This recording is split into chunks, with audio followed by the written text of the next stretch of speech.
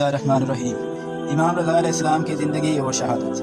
ایک زمانے کی بات ہے، مدینہ منورہ میں ایک نہایت مہربان، علم والے اور نیک ہستی رہتی تھی۔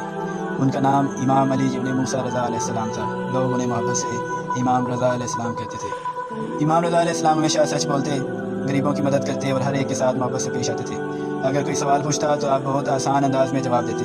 بچے بھی آپ سے بہت محبت کرتے تھے کیونکہ آپ ان سے شفقت سے بات کرتے تھے۔ وقت گزرتا گیا۔ اس زمانے کا حکمران مامون عباسی تھا۔ اس نے امام رضا علیہ السلام کو مدینہ سے خراسان، جسے آج کا مشہد بھی کہا جاتا ہے، بلا لیا۔ اگرچہ امام علیہ السلام اپنے خاندان سے دور نہیں جانا چاہتے تھے، لیکن حالات کی وجہ سے سفر کرنا پڑا۔ خراسان میں بھی لوگ امام رضا علیہ السلام سے بہت محبت کرنے لگے۔ وہ آپ کے علم، اخلاق اور مہربانی سے متاثر ہوتے تھے۔ یہ بات مامون کو پسند نہ آئی کیونکہ وہ لوگوں کی محبت امام علیہ السلام کے لیے دیکھ کر حسد کرنے لگا۔ آخرکار مامون نے دھوکے سے امام رضا علیہ السلام کو زہر دلوایا۔ امام علیہ السلام نے صبر اور اللہ پر بھروسہ رکھا اور چند دن بعد سفر میں 203 ہجری میں آپ نے شہادت پائی۔